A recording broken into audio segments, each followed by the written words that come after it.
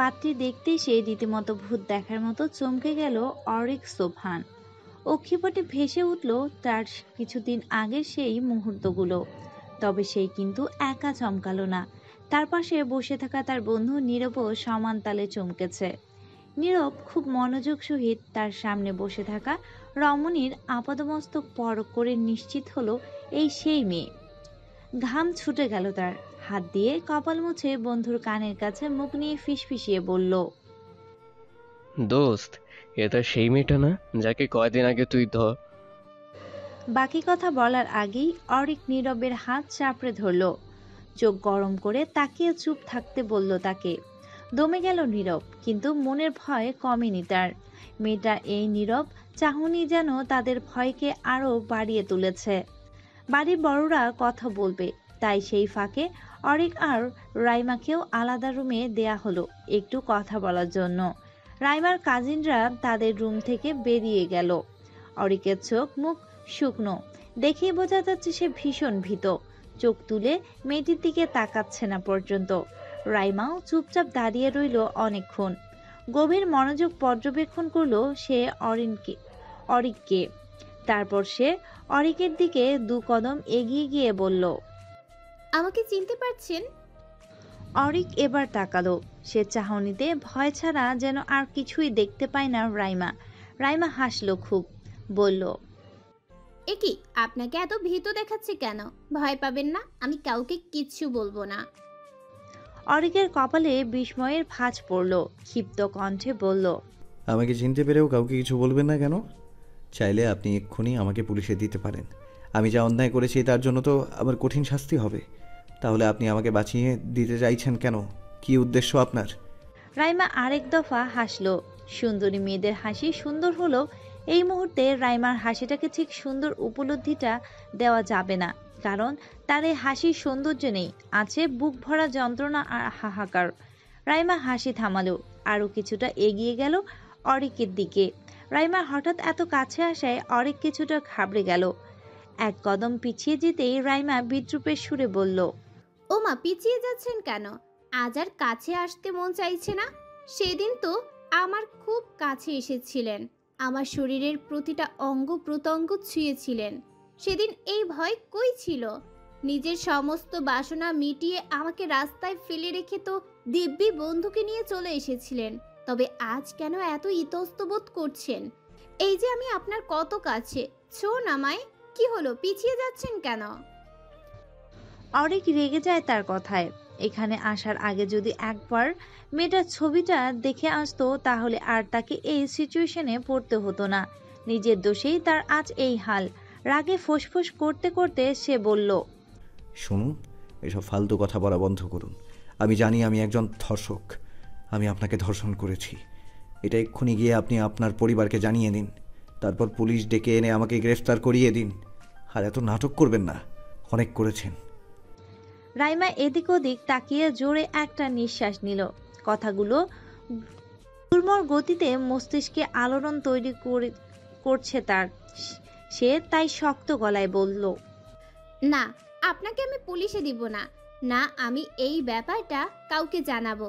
আমার পরিবারের আপনাকে খুব পছন্দ হয়েছে, আর আমার মনে হয় আপনার পরিবারেরও আমাকে খুব পছন্দ। আপনার মার কথা শুনে তো তাই মনে হলো। এখন যখন 2 পরিবারেরই সব কিছু পছন্দ, তবে আমি আর বেঁকে বসবো না, আপনাকেই আমি বিয়ে করব।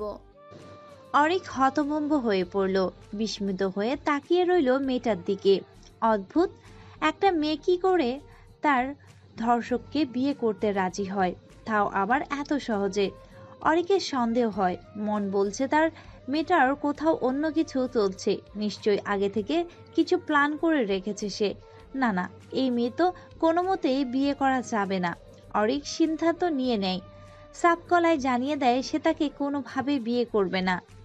রাইমা তার ছেলে হাসি দিয়ে জবাবে বলে, বিয়ে তো আপনাকে করতেই হবে অরিক সোভান, আর আমাকেই করতে হবে। মগের মুল্লুক নাকি? বলেছি তো আমি আপনাকে বিয়ে করব না।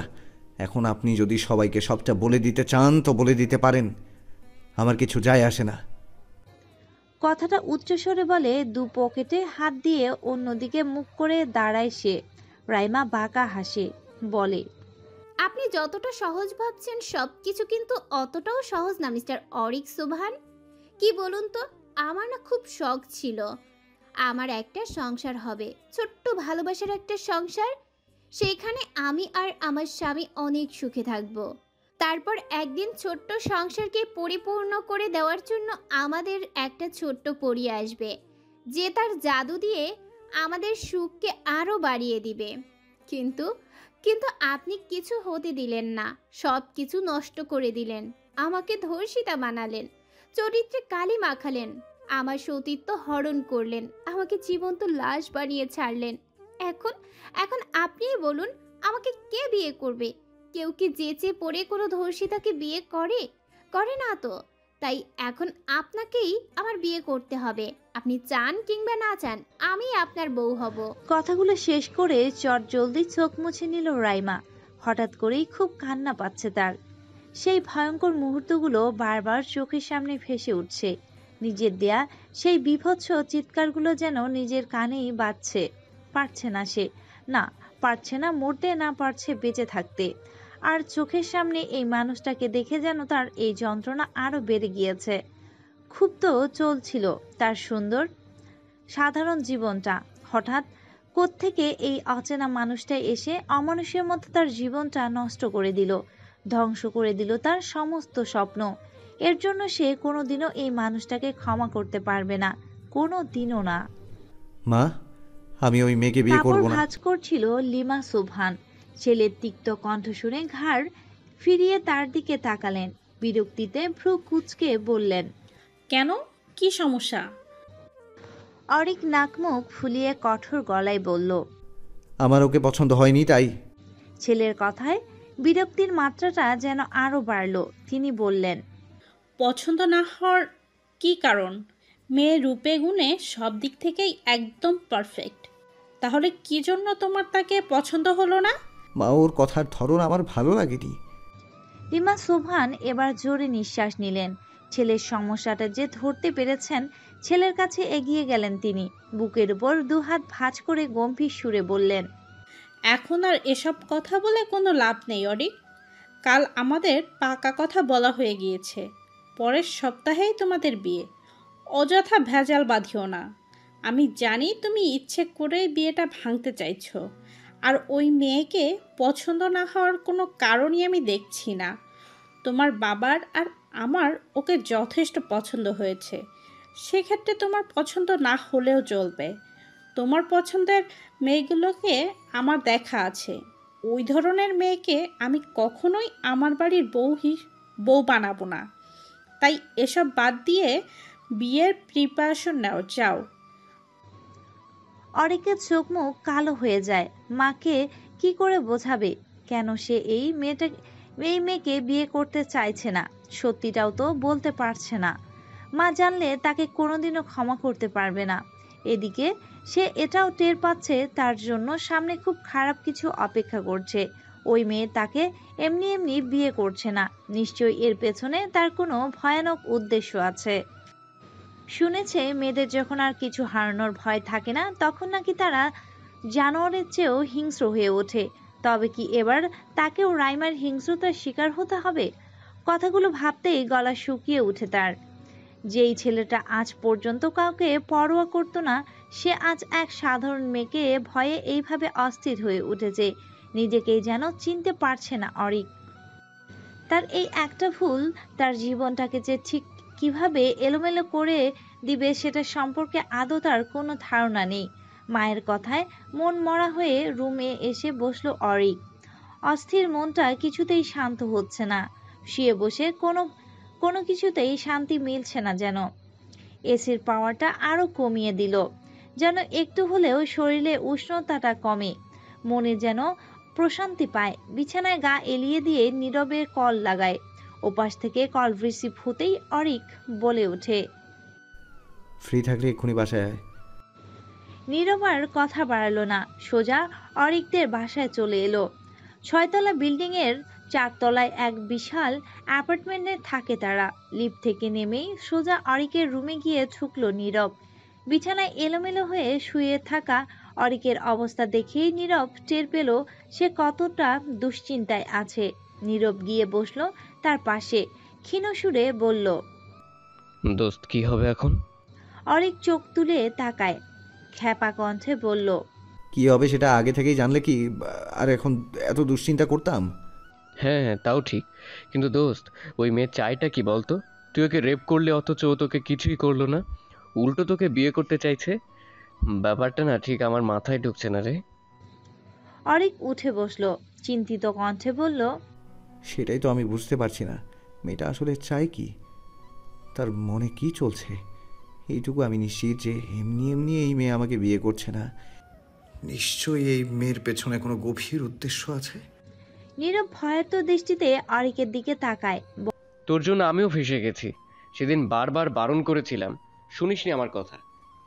ইচ্ছে মতো মেয়েটার সাথে, আর এইদিকে আমি কিছু না করেও ফেঁসে গেছি। ওই মেয়ে আমাকেও ছাড়বে না, যেভাবে কালকে আমার দিকে তাকাচ্ছিল। বলে অরিক দীর্ঘশ্বাস ফেলে বলে। সেদিন অনেক বেশি নেশা করে ফেলেছিলাম, নেশার ঘরে যে এসব করে ফেলবো জীবনে কল্পনাও করিনি। আর ওই মেয়ে অত রাতে ওই রাস্তায় কী করছিল? আর সবচেয়ে বড় কথা হলো আমি তখন নেশার ঘরে ছিলাম, তাই ওকে একটু টিজ করে ফেলি, তাই বলে কি ও আমাকে চড় মারবে? এই একটা চড়েই তো আমার মাথা গরম হয়ে যায়, তাই রাগ সামলাতে না পেরে এত কিছু করে ফেলি। এখন বুঝতে পারছি কি করেছি, কিন্তু এখন আর কিছু করারও নেই, না জানি আমার কপালে কি আছে। চোখ বুজে ঘন ঘন নিঃশ্বাস ফেলতে থাকে অরিক। নীরব ভীত সন্ত্রস্ত মন নিয়ে বসে বসে ভাবতে থাকে কি করা যায়। ভাবতে ভাবতে সে হঠাৎ বলে ওঠে। দোস্ত এক কাজ কর, তুই মেয়েটার কাছে ক্ষমা চেয়ে নে, দরকার পড়লে পা ধরে ক্ষমা চা। আমার মনে হয় মেয়েটা তোকে ক্ষমা করে দিবে। অরিক হতাশ কণ্ঠে বলে। একটা মেয়ের সব থেকে মূল্যবান সম্পত্তি হলো তার সতীর্থ, সেই সতীর্থটাকেই আমি নষ্ট করে দিয়েছি। তোর কি মনে হয় মেয়েটা আমাকে এত সহজে ক্ষমা করে দেবে? নীরব চুপ হয়ে যায়, না দিবে না। সে যদি মেয়ে হতো তবে সেও দিত না, কিন্তু ওই যে পুরুষ মানুষ, রাগের বশে মারাত্মক ভুল করে ফেলেছে, সেই ভুলের প্রায়শ্চিত্ত তো এবার তাকে করতেই হবে। অনেকক্ষণ বসে দুই বন্ধু কথা বলল, তারপর একসময় নীরব চলে গেল তার বাসার দিকে। কেউ কোনো উপায়ে আওড়াতে পারল না। ভাবতে ভাবতে ক্লান্ত হয়ে এক পর্যায়ে তারা আশাই ছেড়ে দিল, ভেবে নিল ভাগ্যে যা আছে তাই হবে। নীরব যেতেই অরিক গোসলের জন্য উঠল। টাওয়ালটা গলায় ঝুলিয়ে ওয়াশরুমের দিকে পা বাড়াতেই হঠাৎ সে তার ফোনের পরপর অনেকগুলো নোটিফিকেশনের শব্দ পেল। সে এগিয়ে গিয়ে বিছানা থেকে ফোনটা হাতে নিয়ে দেখল কিসের এত নোটিফিকেশন। ফোনের স্ক্রিনে তখন একটা আননোন নাম্বার থেকে কিছু মেসেজ দেখতে পেল। অরিক সেটা দেখার জন্য হোয়াটসঅ্যাপে ঢুকলো। তারপর সেই নাম্বারে গিয়ে দেখলো অনেকগুলো ছবি, আর সেই ছবিগুলো আর কারো না, রাইমার। বেশ কয়েকটা শাড়ি গায়ে দিয়ে তোলা ছবি, তার নিচে একটা ছোট্ট মেসেজ। আচ্ছা, কোন শাড়িটাতে আমাকে বেশি মানাচ্ছে একটু বলুন তো? অরিক এবার নিশ্চিন্ত হলো এটা রাইমার নাম্বার। সঙ্গে সঙ্গেই ভীষণ বিরক্ত হলো সে, এই মেয়েটা তাকে কেন মেসেজ দিচ্ছে। সিন করেও রিপ্লাই দিল না। ফোনটা বিছানায় ছুঁড়ে ফেলে ওয়াশরুমে চলে গেল সে। ওয়াশরুম থেকে বেরিয়ে চুল মুছতে মুছতে কৌতূহলবশত অরিক আবার ফোনটা চেক করলো। চোখ যেন এবার বেরিয়ে আসবে তার। 120টা মেসেজ, আর এটা ক্রমাগত বেড়েই চলছে। তাড়াতাড়ি সে ইনবক্স ওপেন করে দেখে রাইমা তাকে লাগাতার মেসেজ দিয়েই যাচ্ছে। তার একটাতে লেখা, সিন করেও রিপ্লাই দিচ্ছেন না কেন মিস্টার অরিক সুবহান? এত ভয় পান আমায়? পাশে দুইটা হাহা ইমোজি। মেসেজটা দেখা মাত্র রাগে চোখ মুখ লাল হয়ে উঠে অরিকের। সে ডিরেক্ট কল দেয় সেই নাম্বারে, সঙ্গে সঙ্গেই রিসিভ হয়ে যায়। রাগী গলায় অরিক বলে, কি শুরু করেছেন আপনি? এত মেসেজ কেন করছেন? ওপাশ থেকে ক্ষীণ হাসির শব্দ শুনতে পেল সে। জবাবে রাইমা বলল, বারে, আমি বুঝি আমার হবু বরকে মেসেজ দিতে পারবো না? রাগটা ধপ করে বেড়ে যায় অরিকের। চেঁচিয়ে উঠে বলে, মজা করা বন্ধ করুন, ইচ্ছে করে করছেন এসব, তাই না? আমি জানি আপনার উদ্দেশ্য খুব খারাপ, তাই যা বলার সরাসরি বলুন, অযথা এত নাটক করবেন না। রাইমা বাঁকা হাসে বলে, নাটক করছি? বাহ, আপনি তো খুব চালাক। যাই হোক, আমার নাটকে কিন্তু আপনার পরিবার খুব সুন্দরভাবে ফেঁসে গেছে। এবার আপনার পালা। জানেন তো, আপনি আমার জীবনে খুব স্পেশাল একটা পার্সন। আপনাকে আমি আমার জীবন থেকে দূরে সরে যেতে দিব না। আপনাকে আমার লাগবে। আমার অন্ধকার জীবনের প্রতিটা হিসাব নিকাশ মেটানোর জন্য আপনাকে আমার প্রয়োজন। তাই নাটক বলুন আর যাই বলুন, আপনাকে আমি ফাঁসিয়েই ছাড়ব। কথাটা বলেই বিকট শব্দে হেসে কলটা কেটে দেয় রাইমা। অরিক স্তব্ধ হয়ে দাঁড়িয়ে থাকে। কোনরূপ প্রতিক্রিয়া নেই তার মাঝে। তবে কি সত্যিই তার সাথে ভয়ানক কিছু হতে চলেছে? রাইমা ফোন রাখতেই তার রুমে তার মা এলেন। রুফাইদা খানম হাতে কিছু গয়না নিয়ে এসে বিছানায় এক কোণে বসলেন। তারপর রাইমাকে ইশারা দিয়ে তার পাশে বসতে বললেন। রাইমাও বসল। রুফাইদা খানমকে একে একে গয়নাগুলো আলাদা করে সুন্দর করে রাখলেন। তারপর তার মধ্যে থেকে একটা মোটা চেইন এর একজোড়া দুল রাইমার হাতে দিয়ে বললেন, এগুলো তোকে দিলাম মা, মা স্মৃতি হিসাবে তোর কাছে রেখে দিস। রাইমা তার হাতের গহনাগুলোর দিকে তাকালো। তারপর অবাক চোখ তুলে মায়ের দিকে তাকালো। বিষণ্ণ হেসে বলল, মা, তুমি আমার কাছে অমূল্য সম্পদ। তোমাকে মনে রাখার জন্য আমার কোনো জিনিসের প্রয়োজন নেই। আমার মনে প্রাণে মস্তিষ্কে আজীবন তুমি আর বাবা থাকবে। তোমাদের মনে রাখার জন্য আমার এসবের প্রয়োজন নেই মা। রাইমা মৃদু হাসলেন। মেয়ের মাথায় হাত রেখে বললেন, তা আমি জানি না মা, কিন্তু আমি তো তোর মা। মা হয়ে মেয়েকে তার বিয়েতে কিছু দিব না? আমার আহামরি কিছু নেই রে মা। এই যে এই গয়নাগুলো তোকে দিলাম, আর বাকি দুইটা চেইন আমি আমার নাতি নাতনিদের জন্য রেখে দিলাম। ভবিষ্যতে ওদের দিতে হবে না? কথাগুলো বলতেই ওনার মুখে যেন অন্যরকম একটা হাসি ফুটে উঠল। মায়ের ওই হাসি মুখখানা দেখে রাইমার মনে ধক করে উঠল।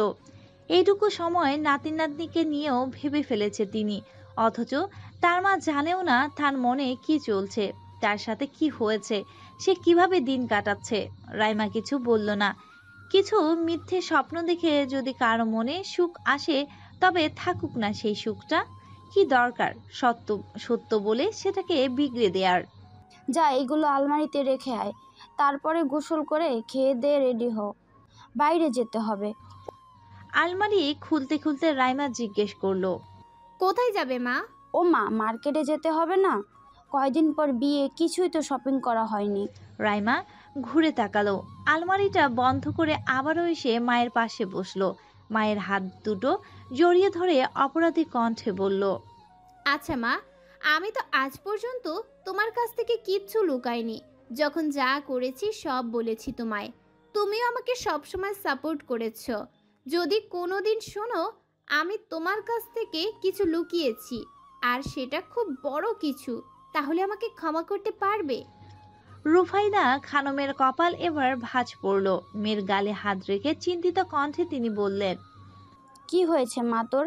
কোনো সমস্যা? কি লুকোনোর কথা বলছিস? রাইমার বুকটা কাঁপছে, আর পারছে না যেন নিজের সাথে ঘটে যাওয়া সেই ভয়ঙ্কর ঘটনাটা চিৎকার করে তার মাকে বলতে ইচ্ছে করছে, কিন্তু পারছে না। তার মাঝে সহ্য করতে পারবে না। হাই প্রেশারের রোগী, স্ট্রোক করবে সঙ্গে সঙ্গে, কিন্তু এত কিছু মনে চেপে রেখেও থাকতে পারছে না। কষ্ট হচ্ছে খুব। রাইমা কোনো জবাব না দিয়ে মাকে জড়িয়ে ধরল। রুফাইদা খানম যেন এতে আরও অবাক হলেন, কিন্তু তিনি এখনো কিছু বলল না। মেয়েকে তিনি বিশ্বাস করেন, ভরসা করেন, তাই এখন আর এসব নিয়ে মাথা না ঘামিয়ে তিনি বললেন, আমি জানি তুই এমন কিছু করবি না যার জন্য আমি তোকে ক্ষমা করতে পারবো না।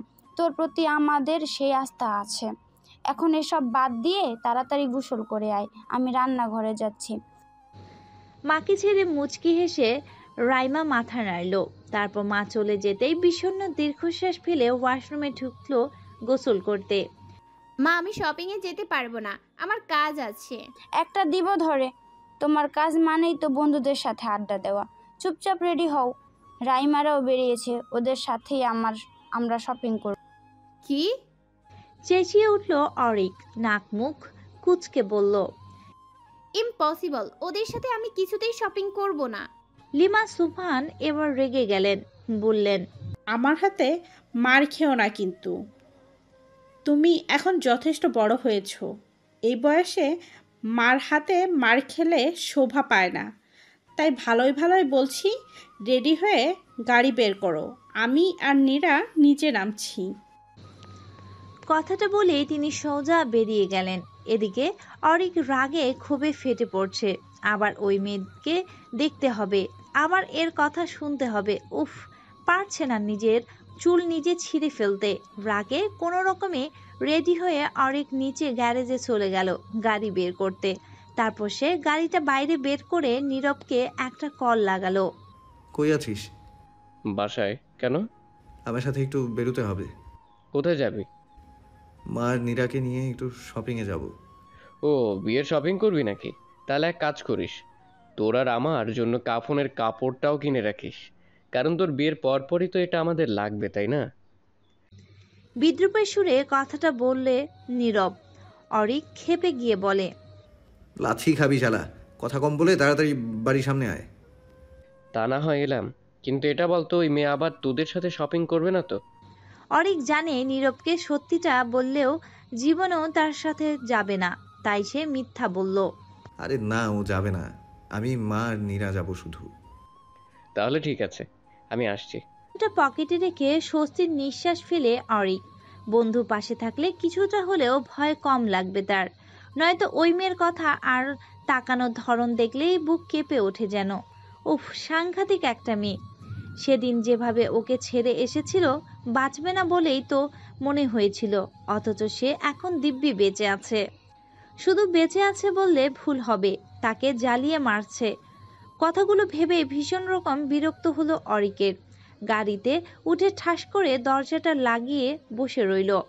কিছুক্ষণ পর অরিকের মা আর বোন এসে গাড়িতে বসতেই সে গাড়ি স্টার্ট দিল। কিছুটা পথ এগিয়ে মাঝ রাস্তা থেকে নীরবকেও পিক করে নিল। প্রায় আধ ঘন্টা রাস্তায় পেরিয়ে তারা মার্কেটে এসে পৌঁছালো। নীরব ফার্স্টে গাড়ি থেকে নেমে লুকিং গ্লাস দিয়ে চুলগুলো একটু ঠিক করে সোজা হয়ে দাঁড়ালো।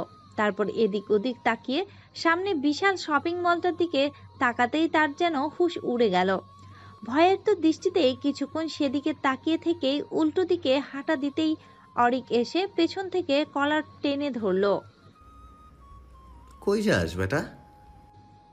নীরব পেছনে ঘুরে দাঁতের দাঁত চেপে বলল, তুই না বললে এই মেয়ে আসবে না, তাহলে ওইটা কে? ওইটা যেই হোক না কেন, তোকে এত পাত্তা দিতে হবে না। তুই শুধু আমার সাথে সাথে থাকবি, এটুকুই তোর কাজ। নীরব অসহায়ের মতো অরিকের দিকে তাকালো, যেন এখনই কান্না করে দিবে। এই মুহূর্তে তার ইচ্ছে করছে এই ছেলেটাকে এক্ষুনি মারতে মন চাইতেছে। শালা নিজে তো মরবে মরবে, সাথে তাকেও মারবে। রাইমা মিষ্টি হাসলো অরিকদের দেখে, তবে সেই মিষ্টি হাসিটাও ক্যাকটাসের কাঁটার মতো গিয়ে বিঁধল অরিক আর নীরবের বুকে। দুজনের গম্ভীর গম্ভীর চোখ মুখ নিয়ে সেদিন গেল। অরিকের বোন নীরা রাইমাকে পেয়ে খুব খুশি, আর লিমা সোভান খুশি হলেন ভীষণ। রাইমা আর তার মায়ের সাথে কিছুক্ষণ কথা বলে সকলে ভেতরে গেলেন। অরিক আর নীরব পেছন পেছনে হাঁটছে, পা যেন চলছে না তাদের। নীরব বারবার চেষ্টা করে যাচ্ছে কোনো রকমে পালিয়ে যাওয়ার, কিন্তু অরিকের জন্য পারছে না। তারা একটা বড় শাড়ির শোরুমে ঢুকলো। একে একে শাড়ি দেখতে থাকে সকলেই। তখনও অরিক আর নীরব অনেকটা দূরে দাঁড়িয়ে নিজেদের মধ্যে কথা বলতে থাকে। সে সময় নীরা তাদের কাছে আসে, বলে, এই ভাইয়া, তুমি ওখানে দাঁড়িয়ে আছো কেন? এদিকে এসো, ভাবির জন্য শাড়ি পছন্দ করে দিবে। অরিক কড়া গলায় জবাব দিল, আমি কেন পছন্দ করব? যার জন্য শাড়ি কিনবে সে তো নিজেই এসেছে, তাকে গিয়ে জিজ্ঞেস কর। আমাকে এইসবের মধ্যে একদম টানবি না। নীরা বিরক্ত কণ্ঠে বলল, উফ ভাইয়া, তুমি এমন কেন বলো তো? একটু তো রোমান্টিক হতে পারো। নিজের হবু বউকে একটু শাড়ি বেছে দিলে কি হয়? এই নীরব ভাইয়া, আপনি বলেন না কিছু। নীরব বোকা বোকা হেসে নীরার কথার সাথে তাল মিলিয়ে বলল, হ্যাঁ হ্যাঁ, আমিও তো সেটাই বলছিলাম। এই রোজ যা তো, ভাবিকে একটু হেল্প কর। অরিক দাঁত কিরমিরিয়ে নীরবের দিকে তাকালো, যেন এক্ষুনি তাকে আস্ত চিবিয়ে ফেলবে। নীরব ভয়ে ছোট্ট ঢোক গিলে অন্যদিকে ঘুরে দাঁড়ায়। নীরা অরিকের হাত টেনে বলে, চল না ভাইয়া। সে সময় আবার অরিকের মাও তাকে ডেকে ওঠে। এবার আর ছাড়া পাবে না সে। মা যখন ডাকছে তখন যেতেই হবে, নয়তো সকলের সামনে এসেই ঝাড়ি দেওয়া শুরু করবে। অরিক বিরক্ত ভঙ্গিতে এগিয়ে গেল সেদিকে। নীরা তাকে নিয়ে দাঁড় করালো রাইমার পাশে। এতে যেন তার আরো গা জ্বলে উঠল। দুহাত পকেটে পুরে শক্ত হয়ে দাঁড়িয়ে রইল। লিমা সোবহান তখন একটা লাল কাতান শাড়ি দেখিয়ে বলল, বাবা, দেখছো তো এই শাড়িটা কেমন? অরিক পাত্তা না দিয়ে বলল, মা, আমি শাড়ির ব্যাপারে অত কিছু বুঝি নাকি? তুমি আছো, এই যে আন্টি আছেন, তোমরা দেখো, আমাকে কেন এসবের মাঝে টানছো? স্বাভাবিকভাবেই এই কথাটা রাইমার মায়ের কাছে ভালো লাগে না। মন খটখট করে উঠল তার। ছেলে কি তবে এই বিয়েতে মন নেই? তাহলে সে এত বিরক্ত কেন? রাইমা তার মায়ের দিকে তাকিয়ে দেখে সে অবাক দৃষ্টিতে অরিককে দেখছে। সেও টের পায় তার মায়ের মনে হয়তো সন্দেহ জেগেছে। তাই সে দাঁতে দাঁত চেপে অরিককে ফিসফিসিয়ে বললে, এই যে মিস্টার, ভালোভাবে কথা বলুন। আপনার কথা শুনে যদি আমার মায়ের মনে কোনো প্রকার সন্দেহ জাগে তাহলে কিন্তু খুব খারাপ হয়ে যাবে। আপনার ইচ্ছে থাকুক আর না থাকুক, হাসি মুখে মেনে নিন সবটা। রাইমা থ্রেট শুনে রাগে ধপধপ করতে থাকে অরিকের মস্তিষ্ক। এইটুকুনু একটা মেয়ে তাকে এইভাবে থ্রেট দিচ্ছে। ইচ্ছে করছে রাগটা দমিয়ে নিল, জোরপূর্বক মুখে হাসি টেনে নিল। অস্বস্তিতে মাথা চুলকিয়ে আমতা আমতা করে বলল, না মানে আম্মু, এই শাড়িটা অত একটা ভালো লাগছে না, তুমি ওই ডার্ক রেড কালারটা দেখো। তার কথা মতো দোকানদার সেই শাড়িটা নামিয়ে দিল। অরিক সেটা ঘেটে ঘেটে দেখে বলল, বাহ, এটা বেশ সুন্দর, রাইমাকে সুন্দর মানাবে। অরিকর কথা শুনে দুই মাই মুচকি মুচকি হাসল। নীরাও লাফিয়ে উঠে বলল, এই না হলো আমার ভাইয়া, কত সুন্দর বুঝে গেল বউকে কোনটাতে বেশি মানাবে। অরিক মেকি হেসে শাড়িটা রেখে দিল। রাইমা তখন শাড়িটা হাতে নিয়ে বলল, কিন্তু আমার এটা পছন্দ হয়নি। আমি আন্টির পছন্দ করা ওই রেড কাতানটাই নিব। এবার অনেক বেশি বিরক্ত হলো অরিক। যদি নিজের পছন্দই নিতে হয় তাহলে ঠং করে আর তাকে পছন্দ করতে বলা হলো কেন? সে তখন তাচ্ছিল্যের সুরে বলল, সমস্যা নেই, আপনার যেটা পছন্দ আপনি সেটাই নিন। তারপর অরিক আর কোনো কথা বলল না। জোরে একটা নিঃশ্বাস ফেলে চুপচাপ দাঁড়িয়ে রইল কেবল। অনেক কিছু কেনাকাটা হলো, কিন্তু কথা হলো এর মাঝে নীরব ভেগে গিয়েছে। এই নিয়ে চরম ক্ষেপে আছে অরিক। ছেলেটাকে একবার হাতে পেলে আর আস্ত রাখবে না। একে তো এই নিয়ে রাগ, তার উপর শপিং করতে এসে ঘুরতে ঘুরতে তার অবস্থা খারাপ। রাইমার জন্য রাগ দেখিয়ে কিছু বলতেও পারছে না। মেয়েটা চোখের ইশারা দিতেই যেন অদ্ভুতভাবে সে চুপ হয়ে যায়। নিজেকে নিজেই থাপড়াতে মন চাচ্ছে তার। একটা ছেলে হয়ে সে এইভাবে একটা মেয়েকে ভয় পাচ্ছে। ভাবতেই রাগে কেঁপে উঠে সে। সবশেষে বেরিয়ে আসার সময় রাইমা আর অরিককে একটু আলাদা সময় দেয়া হলো কথা বলার জন্য। সেখানে অরিক চোয়াল শক্ত করে দাঁড়িয়ে রইল কেবল। রাইমা হাসলো, যেন বিদ্রুপ ছড়িয়ে পড়েছে সেই হাসিতে। বলল, আহারে, আমার হবু বরটার চোখ মুখ কেমন শুকিয়ে গেছে। ঠিক মতো খাওয়া দাওয়া করেন না বুঝি? অরিক নাকপাল্লা ফুলিয়ে রাগ দমানোর চেষ্টা করছে। রাইমা বুঝলো ব্যাপারটা, সে আবারও হাসলো। একদম এগিয়ে এসে বলল, অতিরিক্ত রাগ মানুষকে ধ্বংস করে দেয়, জানেন তো? আর দেখবেন আপনার এই অতিরিক্ত রাগ আপনারও ধ্বংস বয়ে আনবে। অরিক তাও কিছু বলল না, কেবল দাঁত দিয়ে নিজের ঠোঁটটা কামড়ে ধরল। রাইমা কিছুক্ষণ তার দিকে তাকিয়ে থেকে সেখান থেকে চলে গেল। রাইমা চলে যেতেই অরিক তার সামনে থাকা দেয়ালটা সজোরে ঘুষি মারল, দাঁতে দাঁত চেপে ক্রুদ্ধ কণ্ঠে বলল, না, এবার এই মেয়ের একটা ব্যবস্থা করতেই হবে। বাসায় ফিরে ক্লান্ত হয়ে বিছানায় শুয়ে পড়ে অরিক। মন মেজাজ একেবারে তুঙ্গে উঠে আছে তার। অনেকক্ষণ সে চোখ বুজে শুয়ে রইল। হঠাৎ তার ফোনটা বেজে উঠল। ফোনটা হাতে নিয়ে সে দেখলো নীরব কল দিয়েছে। রাগে যেন ঘি পড়লো এবার। কলটা রিসিভ করেই অকথ্য ভাষায় গালাগালি করতে লাগলো তাকে। বেচারা ভয়ে চুপচাপ সব হজম করে নিল। এক পর্যায়ে অরিকেও হয়রান হয়ে দম ফেললো। তখন নীরব ভয়ে ভয়ে বলল, দোস্ত আসলে খুব জরুরি একটা কাজ পড়ে গিয়েছিল তো, তাই চলে আসতে হয়েছে, না হলে আমি জীবনেও আসতাম না। চুপ কর শালা, আমাকে এইসব ফালতু কথা বলে বোঝাতে আসবি না। অরিকের ধমক শুনে নীরব আবারও চুপসে গেল। তবে নিজের মনে কিছুটা সাহস সঞ্চয় করে বলল, দোস্ত আবার মাথায় আর একটা আইডিয়া এসেছে।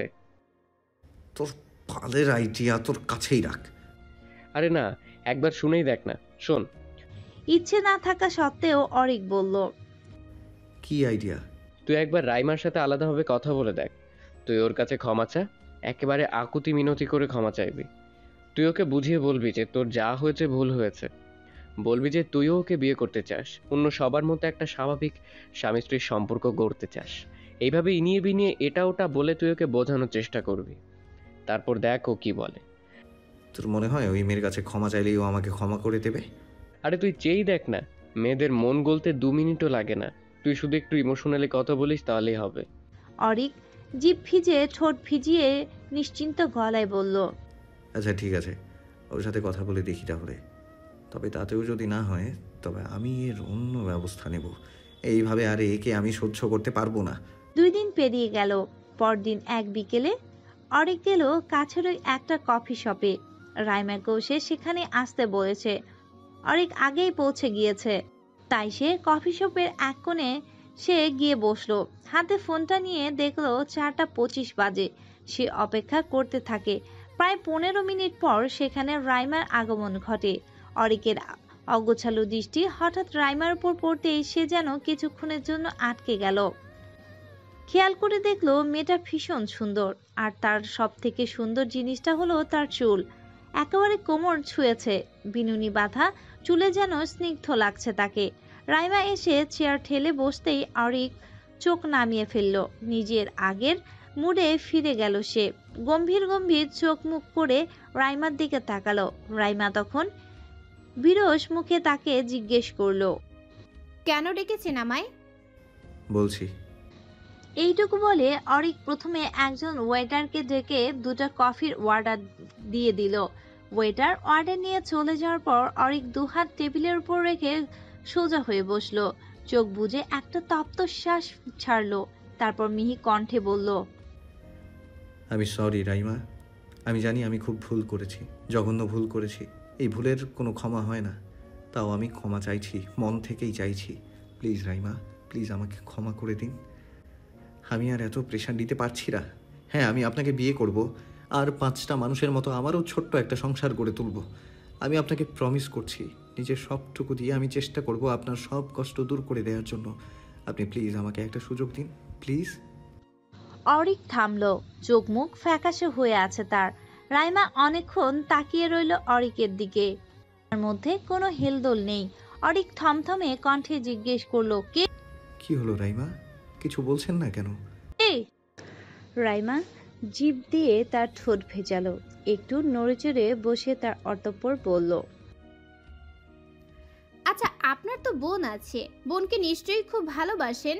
যদি আজকে আপনার বোনের সাথে এমন কিছু হয়, যদি তার চরিত্রেও কেউ এভাবে কালি মেখে দেয়, তবে আপনি কি করবেন? পারবেন সেই লোকটাকে ক্ষমা করে দিতে?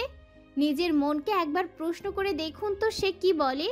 যদি আপনার মন হ্যাঁ বলে, আপনি ওই ব্যক্তিকে ক্ষমা করে দিতে পারবেন। তবে ঠিক আছে, আমিও আপনাকে ক্ষমা করে দিব। এবার আপনিই বলুন, কি বলছে আপনার মন? পারবেন ক্ষমা করে দিতে? অরিক তার কথার পিছে আর কোনো কথা খুঁজে পেল না। সে থম মেরে নিচের দিকে তাকিয়ে বসে রইল। রাইমা তখন তাচ্ছিলের হাসি দিয়ে বলল, পারবেন না তাই তো? কারণ ও তো আপনার বোন, আপনার পৃথিবী। নিজের বোনের বেলায় যেটা ভাবতে পারেন, সেটা অন্যের বোনের বেলায় কেন ভাবতে পারেন না বলুন তো? আমার হয়তো ভাই নেই, আমার মা বাবা আছে। ওদের কাছে আমি অক্সিজেন, ওদের বেঁচে থাকার একমাত্র অবলম্বন। জানেন, আমার মা বাবা এখনো কিছুই জানে না, জানলে বাঁচবে না, মরে যাবে। আপনি একবার ভাবুন তো, আপনি কি করছেন? শুধু একটা না, তিনটা প্রাণকে আপনি মেরে ফেলেছেন একটা সুন্দর জীবন, সুন্দর পরিবারকে নষ্ট করে দিয়েছেন। জানেন আমি কিভাবে বেঁচে আছি? নিজের এই শরীরটা দেখলে কতটা ঘৃণা লাগে জানেন? ইচ্ছে করে নিজেকে শেষ করে দেই নিজেই, কিন্তু পারি না, মা বাবার জন্য পারি না। আপনি এই কষ্ট কোনো দিনও বুঝবেন না, কারণ আপনি তো কোনো মানুষ না, কেবল যৌন ক্ষুধায় ক্ষুধার্ত এক প্রাণী। মন, মস্তিষ্ক, বিবেক কোনোটাই আপনার নেই। এইটুকু বলে রাইমা থামলো। জোরে দম ফেলে আবারও সে বলল, ক্ষমা করবেন আমাকে। আপনার মতো একটা মানুষকে আমি কখনো ক্ষমা করতে পারবো না। কথাটা শেষ করে রাইমা উঠে দাঁড়ায়, তারপর হনহন করে বেরিয়ে যায় সেখান থেকে। অরিক স্তব্ধ হয়ে বসে আছে। শেষের কথাগুলো খুব লেগেছে তার। এখন মনে হচ্ছে ক্ষমা চাওয়াটাই উচিত হয়নি। নীরবের আইডিয়া শুনতে গিয়ে আবারও একবার অপমানিত হলো সে। রাগে দুহাত মুষ্টিবদ্ধ করে নিল, কপালে রগ ফুলে উঠল তখন। এভাবে অপমান আজ পর্যন্ত কেউ করেনি তাকে। মেয়েটার ইচ্ছে করেই এমন করছে। চাইলে তাকে ক্ষমা করে দিতে পারত, কিন্তু তা না করে সে ব্যাপারটাকে আরো জটিল করছে। সে ইচ্ছে করলেই ঝামেলা পাকাতে চাইছে। তবে এবার অরিকও আর চুপ থাকবে না। সেও এবার দেখবে এই মেয়ে আর কি কি করতে পারে। বিয়ের দিন ঘনিয়ে এলো। দুই বাড়িতেই বিয়ের প্রস্তুতি চলছে জোরসোর ভাবে, কিন্তু যাদের বিয়ে তাদের মাঝে কোনোরূপ প্রতিক্রিয়া নেই। কোনো রকমে যেন দিন পার করছে কেবল। মনের মধ্যে দুজনেরই চলছে মারাত্মক বিদ্বেষ। দুজনেরই যেন কেবল সময়ের অপেক্ষায় উপেক্ষিত। যত সময় গড়াবে সুন্দর মুহূর্তগুলো তত তাড়াতাড়ি কেটে যাবে। তারপর আসবে সেই কুৎসিত মুহূর্তগুলো, যেই মুহূর্তগুলো কখনো কেউ ভুলতে পারবে না। মস্তিষ্কে স্মৃতির কোটায় বিচ্ছিন্ন কিছু স্মৃতি হিসেবে সেগুলো জমা থাকবে আজীবন। হলুদ শেষে ছাদ থেকে নেমে এলো অরিক। রুমে এসে কাকে যেন একটা কল লাগালো। সেই কল রিসিভ হতেই সে উদ্বিগ্ন নিয়ে বলল, যা যা বলেছি সব মনে আছে তো? কোনো গন্ডগোল যেন না হয়, নয়তো এক পয়সাও পাবি না। ওই পাশে মানুষটা অরিককে আশ্বাস দিয়ে বলল, চিন্তা করবেন না ভাই, সময় মতো সব কিছু হয়ে যাবে, আপনি নিশ্চিন্তে থাকুন। এবার যেন কিছুটা হলেও প্রশান্তি পাচ্ছে অরিক। ফোনটা বিছানায় রেখে সে আয়নার সামনে গিয়ে দাঁড়ালো। হলুদে ভূত সেজে আছে। তখন সে গালের হলুদটা আলতো হাতে মুছতে মুছতে বলল, বিয়ে করার খুব শখ তাই না? এবার বুঝবে তুমি ডিয়ার, কার সাথে পাঙ্গা নিতে এসেছো। কথাটা বলেই বাঁকা হাসলো সে। তারপর একটা টাওয়াল নিয়ে ওয়াশরুমে চলে গেল ফ্রেশ হতে। ছিমছামভাবে হলুদের অনুষ্ঠান হয়ে গেল। দুই বাড়িতে আহামরি কোনো আয়োজন নেই। বিয়েটা পারিবারিকভাবে হচ্ছে বিধায় বাইরে তেমন কাউকে আপাতত জানানো হয়নি। উদ্দেশ্য পরে বড় করে অনুষ্ঠান করা হবে। এখন কেবল আকদ করা হবে আর কি। হলুদের শাড়িটা এখনো রাইমার গায়ে জড়ানো। গায়ে গহনা এক গাদা হলুদ লেগে আছে তার। হলুদের শাড়িটা এখনো রাইমার গায়ে জড়ানো। গলায় এক গাদা হলুদ লেগে আছে তার। চুলগুলো এলোমেলো হয়ে কোমর পর্যন্ত ছড়িয়ে আছে। শুষ্ক ঠোঁটজোড়া কাঁপছে খানিক। চোখ থেকে তার অনর্গল পানি পড়েই যাচ্ছে। কষ্ট হচ্ছে যে খুব। এভাবে এসব কিছু তারও মানতে কষ্ট হচ্ছে। কোনোভাবেই ভুলে থাকতে পারছে না। মা বাবার হাসি মুখটার দিকে তাকালে যেন আরো কষ্ট হয় তার। বুকটা কেঁপে উঠে যখন মনে পড়ে এই হাসিটা আর বেশি দিন থাকবে না। রাইমা অনেকক্ষণ কাঁদে। দরজা আটকে নিশ্চুপে কেঁদে কেটে ভাসিয়ে দেয়। এবার তার মাথা ব্যথা করছে, আর পারছে না। চোখ মুখ ভয়ানক ফুলে গেছে।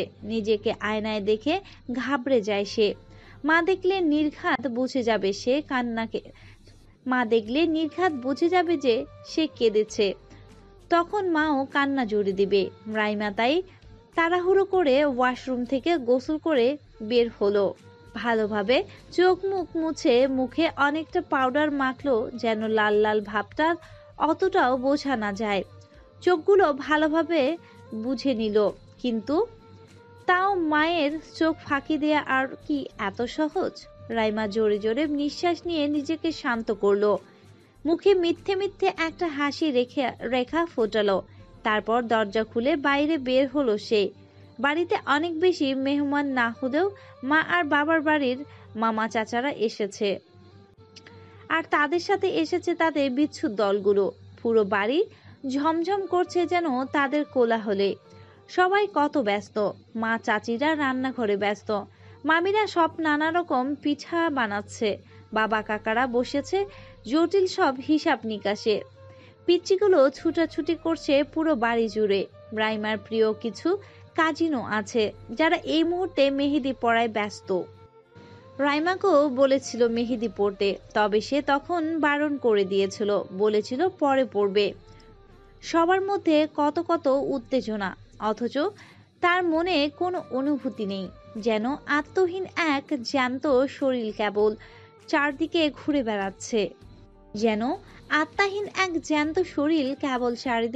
বেড়াচ্ছে। রাইমার খুব কষ্ট হচ্ছে এই মানুষগুলোকে দেখে, তাদের এত আগ্রহ দেখে। মনে হচ্ছে ইস, যদি আর 5টা মেয়ের মতো সেও তার বিয়েটাকে এনজয় করতে পারতো। বাইরে মাগরিবের আজান হচ্ছে। দিনের আলো কেটে গিয়ে রাতের আধার তার জায়গা দখল করে নিচ্ছে। আর এই রাতে পেরুতেই অরিকের বিয়ে। অরিকের বাড়িতেও কোনো আয়োজনের কমতি নেই। লিমা সুবহান শৌখিন মানুষ। আনুষ্ঠানিকতা ছোটখাটো পরিসরের মধ্যে হলেও তিনি কোনো জিনিসের কমতি রাখেননি। কিছুক্ষণ আগেই মেয়ের বাড়িতে এক গাদা ডালা পাঠিয়ে দিয়েছেন। এখন আবার নীরাকে বসিয়ে দিয়েছে অরিকের হাতে মেহেদি দিয়ে দেওয়ার জন্য। এই নিয়ে অরিক মারাত্মক কাণ্ড ঘটিয়ে ফেলেছে। সে কোনো মতে মেহেদি দিবে না, অন্যদিকে তার মা তাকে দেয়াবেই। একটুকু হলেও মেহেদি তার হাতে ছোঁয়াতেই হবে। মেহেদি ছাড়া হলুদ সম্পন্ন হয় না, এটাই ওনার দাবি। তাই হাজার ঝড় তুফান করেও অরিক বাঁচতে পারল না। শেষ পর্যন্ত তাকে তার মার কাছে হার মানতেই হলো। নীরাকে কড়া গলায় সে বলে দিল কেবল এইটুকুখানি মেহেদি দিতে, যদি বেশি হয়েছে তো এই মেহেদি নাকি তার গালে মাখাবে সে। নীরাকে হুমকি ধুমকি দিয়ে সে চোয়াল শক্ত করে অন্যদিকে মুখ করে বসে রইল। বেশি সময় রাখলো না। 10 মিনিট পরই নীরা বলল, ভাইয়া শেষ? অরিক ঘুরে তাকাতে তাকাতে নীরা মেহেদি নিয়ে সেখান থেকে কেটে পড়ল। অরিক তার বাম হাতটার দিকে মনোযোগ দিয়ে তাকালো। হাতের তালুতে রাইমা নামটা দেখতেই যেন তার গায়ে আগুন জ্বলে উঠল। চিৎকার দিয়ে উঠল সে, নীরার বাচ্চা, তোকে খালি পাই আমি। ফাজিল হয়েছিস তাই না? থাপড়িয়ে সোজা বানাবো অসভ্য মেয়ে।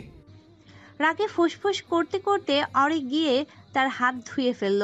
সাবান দিয়ে ঘষে ঘষেও সেই নামটা উঠাতে চাইল, তাও পুরোপুরি উঠল না। হাতটা মুখের সামনে ধরে সে রাগী গলায় বলল, উফ, এই নামটাও দেখছি তার মালিকের মতো।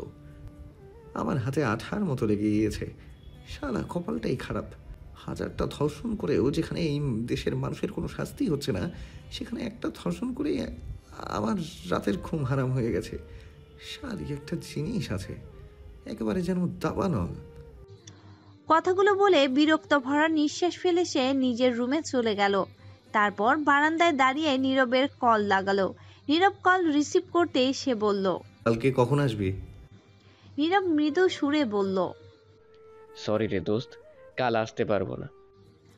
অরিকের রাগ হলেও সে কিছু বলল না, তপ্ত কণ্ঠে বলল, ঠিক আছে, রাখছি। কল কেটে দিল সে। আকাশের দিকে তাকিয়ে আনমনে বলল, বিপদের সময় বন্ধুরাও স্বার্থপর হয়ে যায়। রাত অনেক গভীর হলো। চারদিকে হইচই নিভে গিয়ে এখন একদম নিস্তব্ধ। সারাদিনের ব্যস্ততা শেষে সবাই এখন তলিয়ে গেছে গভীর ঘুমে। ঘুম নেই কেবল দুচোরা চোখের। রাইমা ক্লান্ত চোখে দৃষ্টি তার দক্ষিণের জানালার পর্দাগুলোর দিকে। মুক্ত স্বাধীন স্নিগ্ধ বাতাসে কি সুন্দর উঠছে তারা। ইস, সেও যদি তাদের মতো মুক্ত হতে পারত, যদি পারত এই অভিশাপের জীবন থেকে নিজেকে মুক্তি দিতে। অন্যদিকে বারান্দার কোণে দাঁড়িয়ে আরেক জোড়া চোখ আকাশ দেখতে ব্যস্ত। আগে কখনো সে এভাবে আকাশ দেখেনি। তবে আজ কেন? আজকের দিনটা কি অন্য দিনের চেয়ে একটু ভিন্ন? হয়তো তাই। কাল তো আবার তার বিয়ে, জানে হবে না, তাও আপাতত দৃষ্টিতে তো বলা যায় কাল তার বিয়ে। তারাও একটা বউ হবে। বউ, এই শব্দটা মাথায় আসতে তার রাইমার কথা মনে পড়ে গেল। রাইমা শুকনো মুখটা ভেসে উঠল তার চোখের সামনে। হঠাৎ করেই কেন যেন তার মনে হলো মেয়েটার সাথে সে খুব বেশি অন্যায় করে ফেলেছে। আর যদি এমনটা না হতো, এটা যদি একটা স্বাভাবিক বিয়ে হতো, তবে সে হাসি মুখে রাইমাকে মেনে নিত।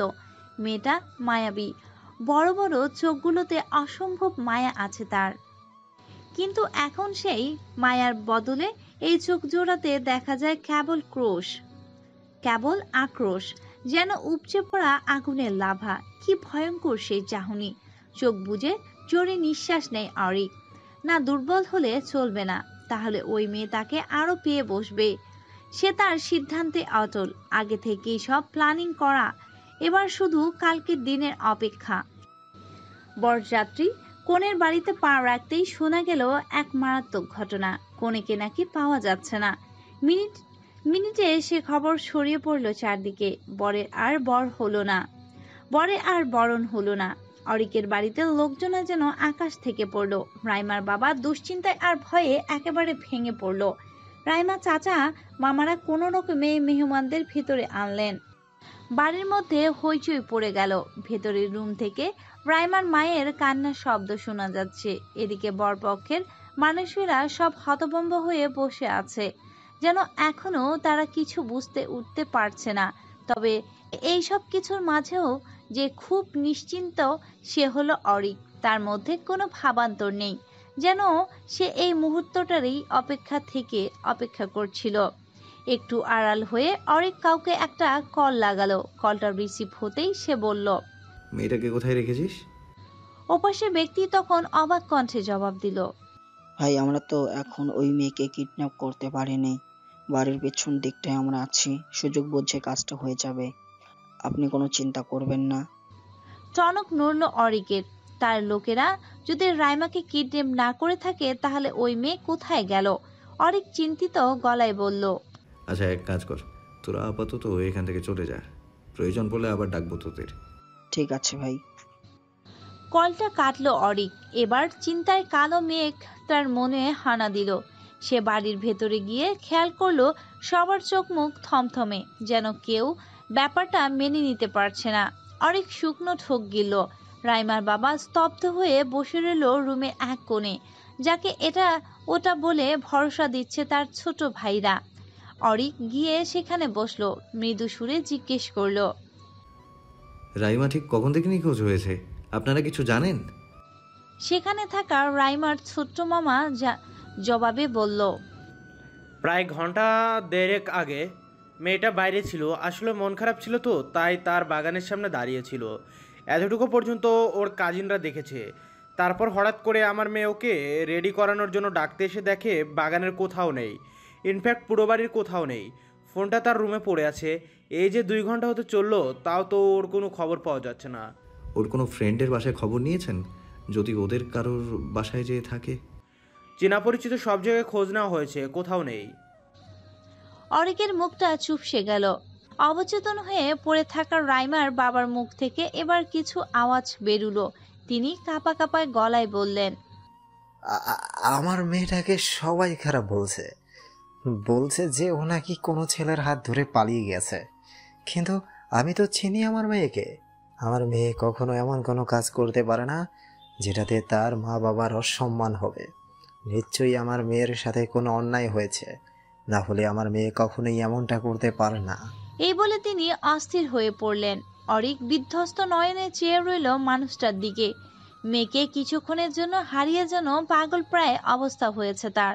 একটু আগেও রাইমার নিখোঁজ হওয়ার খবরটা শুনে ভীষণ খুশি হলেও এখন আর ভালো লাগছে না।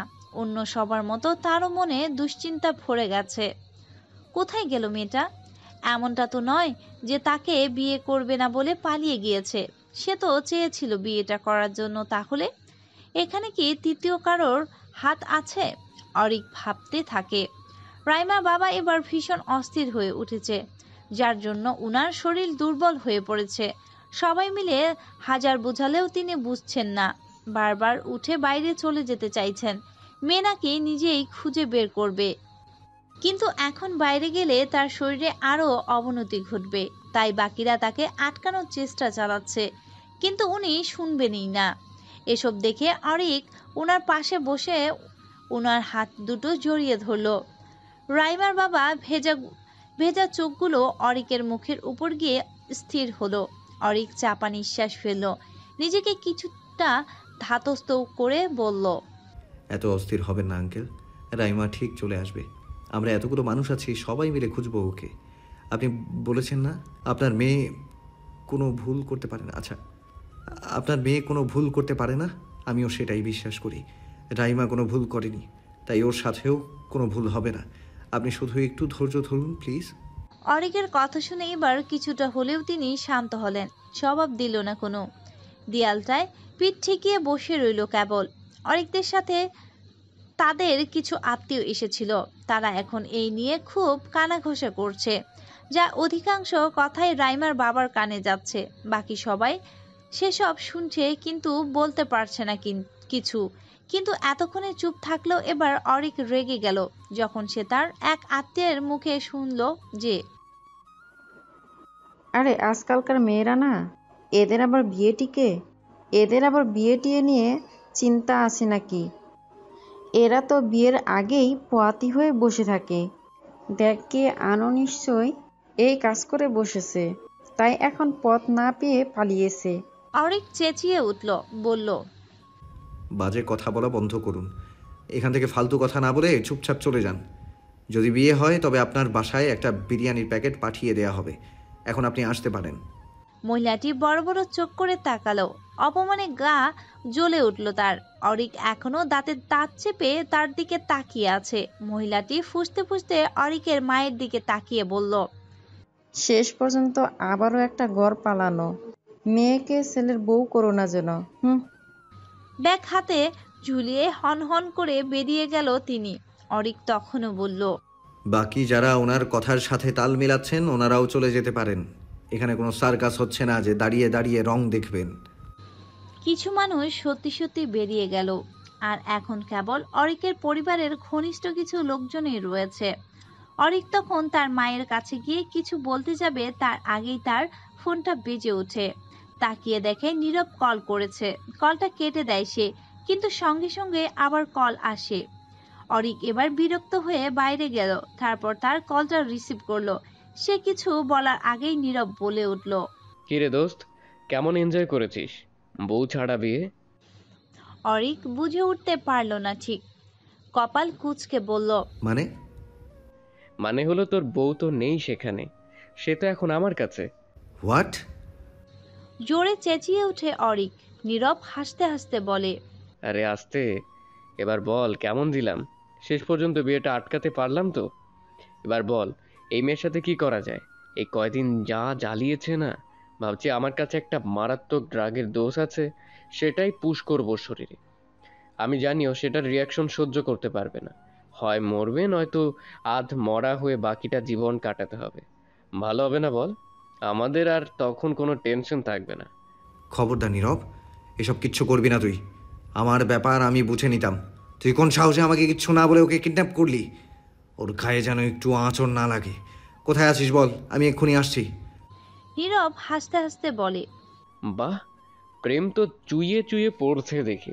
শক্ত গলায় অরিক বলে ওঠে, বাজে কথা না বলে জলদি ঠিকানা দে।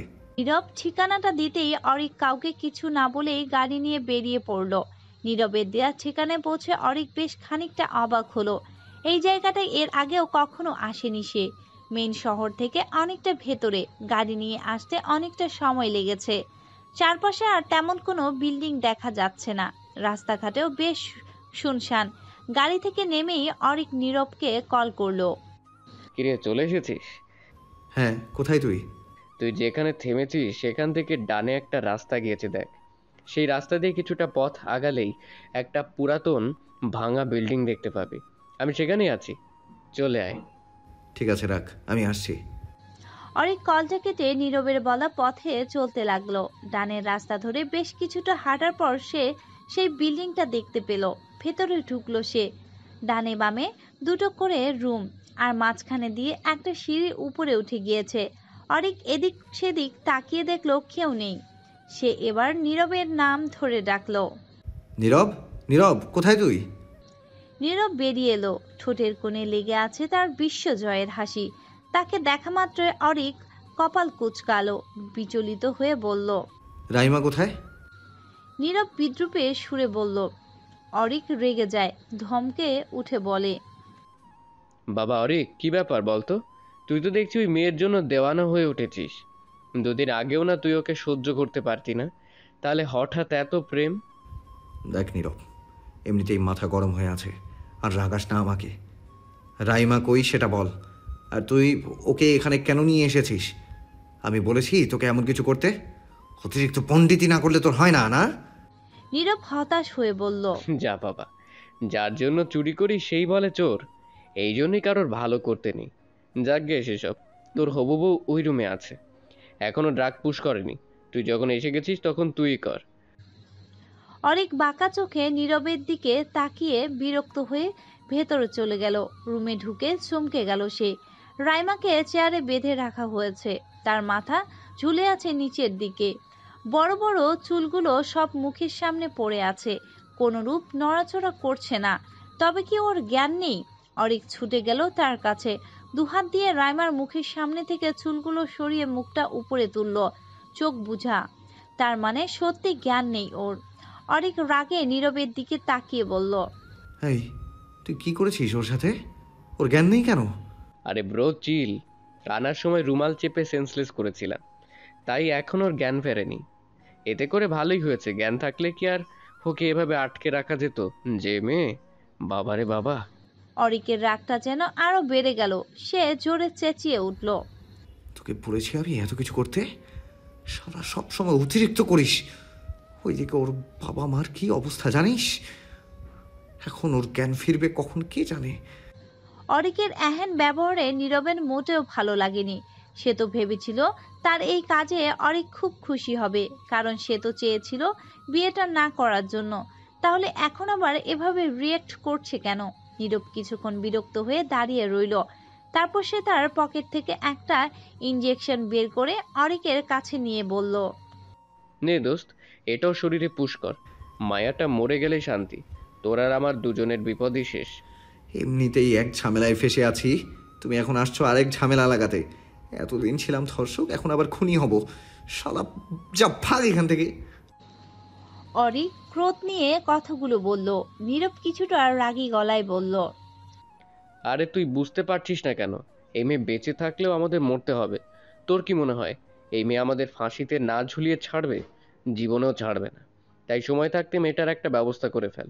আর তুই যদি না পারিস সর, তবে আমি ওকে ইঞ্জেকশনটা দিয়ে দিচ্ছি। নীরব এগিয়ে আসতেই অরিক তার থেকে থেকে টান মেরে ইঞ্জেকশনটা নিয়ে দূরে ছুঁড়ে মারে। নীরব এতে খুব রেগে যায়। কি করলি তুই এটা? তুই জানিস ওই ড্রাগটার দাম কত? না, জানি না, আর জানতেও চাই না। আমি না করার পরেও তুই কোন সাহসে ওকে ইঞ্জেকশন দিতে যাচ্ছিলি? আমি না করেছি মানে না। খবরদার আমার কথার উপরে যাবি তো। অরিকের কথায় নীরব এবার অনেক বেশি ক্ষেপে গেল, কড়া গলায় বলল, হ্যাঁ, সবসময় আমাকেই তোর কথা শুনে চলতে হবে, আর তুই জীবনেও আমার কথা শুনবি না। সেদিন আমি না করেছিলাম না এই মেয়েটার সাথে এমন করিস না, সেই দিনও তুই আমার কথা শুনিসনি। তোর যা মন চেয়েছে তুই তাই করেছিস, আর তোর ভুলে আজ আমিও ফেসে গেছি। এখন আমাকেও তোর পাপের ভারে নিতে হবে। কেন সবসময় আমি কেন তোর কথা শুনবো? তুই তো আমার কথা কোনোদিন শুনিস না, তাই আমিও তোর কথা শুনবো না। এই মেয়ে এখান থেকে বেঁচে ফিরতে পারবে না, আমি তোর জন্য ফাঁসতে পারবো না, আমি ওকে মেরেই ছাড়বো। হ্যাঁ। এই বলে নীরব এদিক ওদিক তাকিয়ে সামনে পড়ে থাকা একটা বিশাল ইটের টুকরো দিয়ে ছুটে এলো রাইমার মাথায় আঘাত করবে বলে, কিন্তু সে আঘাত করার আগেই অরিক তাকে ধরে ফেলল। হাত থেকে ইটটা নিয়ে ছুঁড়ে ফেলে দেয়। তার বুকটা হঠাৎ কেঁপে ওঠে। চিৎকার দিয়ে উঠে সে বলে, খবরদার আমার কথার উপরে যাবি তো। কি করছিলি তুই? পাগল হয়ে গিয়েছিস? কেন এসব করছিস? তোর সাথে কিচ্ছু হবে না। অন্যায় করেছি আমি, শাস্তি পেলে আমি পাবো।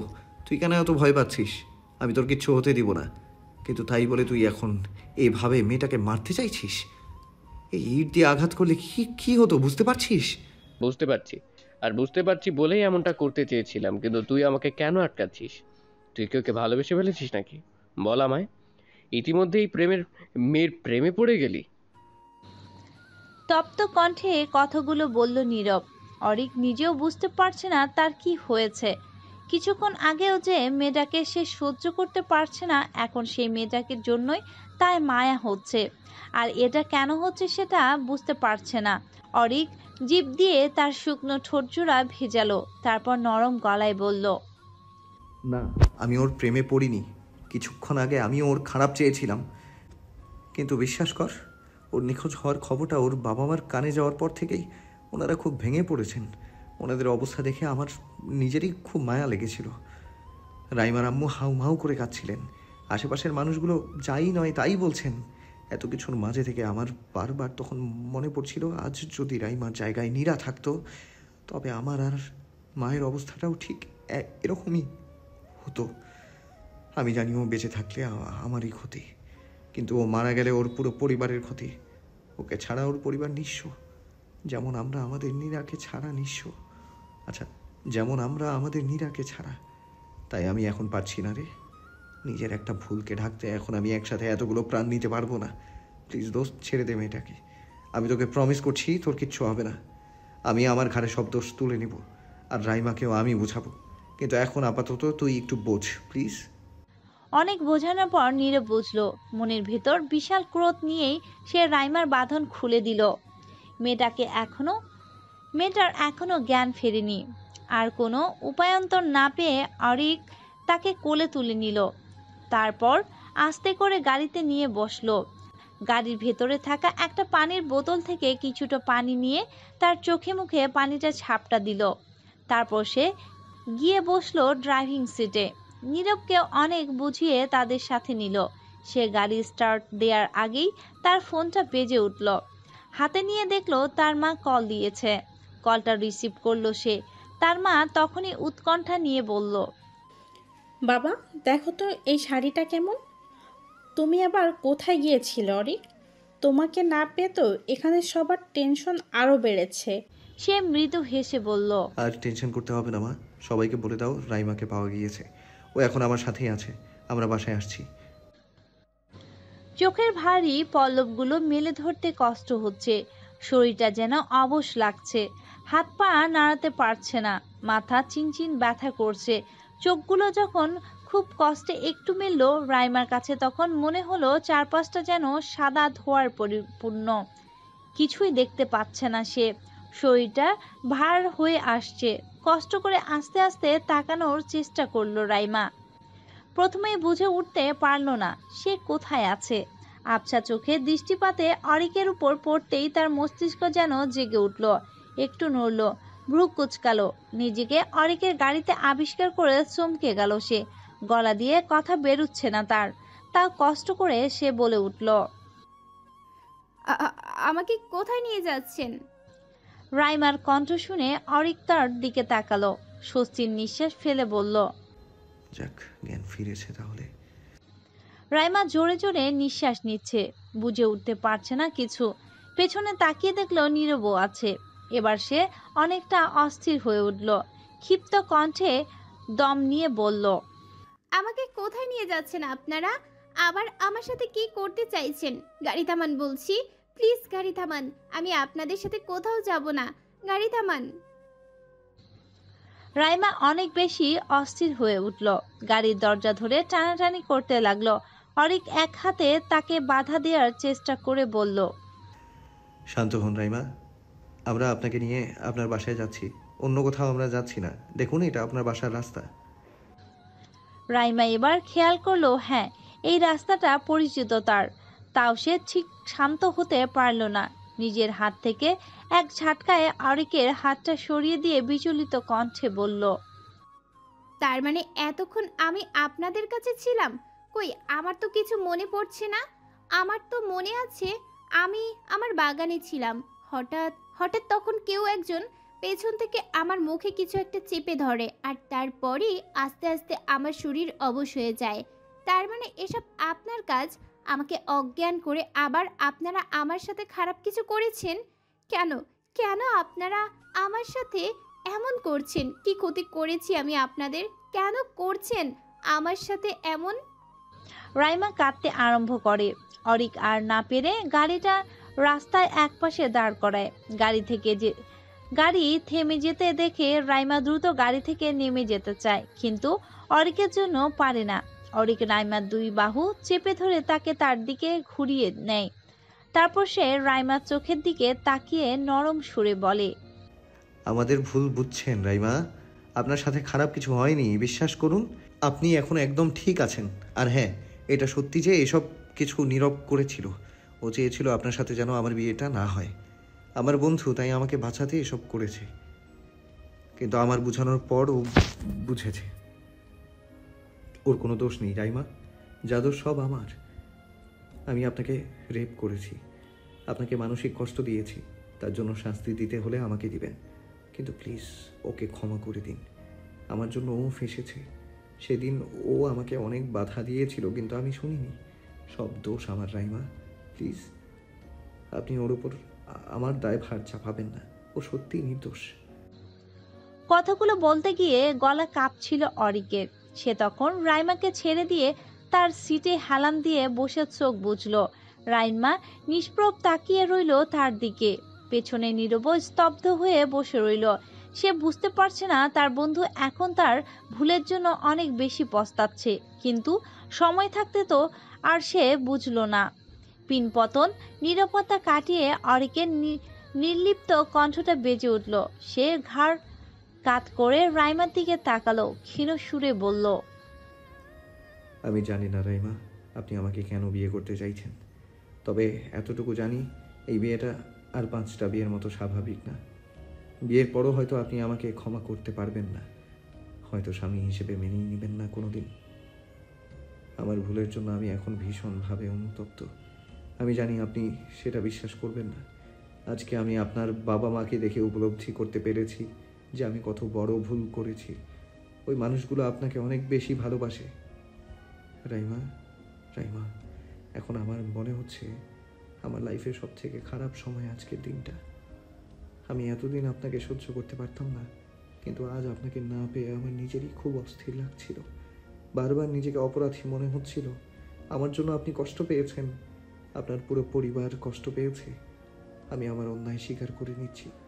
আপনি বলেছিলেন আমাকে এত সহজে পুলিশে দেবেন না, খুব কষ্ট দেবেন আমায়।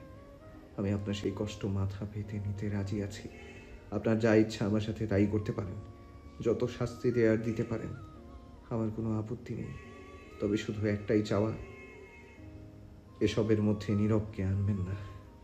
আর বাড়িতে গিয়ে প্লিজ কাউকে বলবেন না যে নীরব আপনাকে কিডন্যাপ করেছিল। এটা আপনার কাছে আমার অনুরোধ, প্লিজ রাইমা। অরিকের চোখগুলো ছলছল করছে। রাইমা তার চোখের দিকে তাকিয়ে চোখ নামিয়ে ফেলল। সে কিছু বুঝতে পারছে না সে কি বলবে। কোনটা ন্যায় কোনটা অন্যায় সেটা এই মুহূর্তে তার মাথায় কাজ করছে না। কি করবে সে? ক্ষমা করে দিবে? ক্ষমা করা যায় এদের? যদি আবার একই কাজ করে বসে, যদি ভুলে যায় এসব, তখন কি করবে সে? রাইমার প্রচন্ড মাথা ব্যথা করছে। সে জোরে জোরে নিঃশ্বাস নিয়ে সিটে হেলান দিয়ে বসে ক্লান্ত কণ্ঠে বলে, আমার শরীর খুব খারাপ লাগছে, আমাকে বাসায় নিয়ে চলুন প্লিজ। অরিক আর কিছু বলল না। গাড়ি স্টার্ট দিয়ে আবার তাদের গন্তব্যের পথে রওনা দিল। রাইমাকে ধরে আস্তে আস্তে বাসার ভেতরে নিয়ে গেল অরিক। তাকে দেখা মাত্রই বাড়ির সবাই ছুটে এলো তার কাছে। তার বাবা মা তাকে বুকে জড়িয়ে নিল, চোখে মুখে তার অনেক চুমু খেলো, যেন তারা আবার তাদের প্রাণ ফিরে পেয়েছে। রাইমার মা এখনো কেঁদেই চলেছে। রাইমা তাই তার মায়ের চোখ মুছিয়ে দিয়ে বলল, আমি এসে গেছি তো মা, তাহলে এখনো কেন কাঁদছো? তার কথায় তার মা কোনো জবাব দিল না। মেয়েকে কেবল বুকে জড়িয়ে ধরে রইলেন।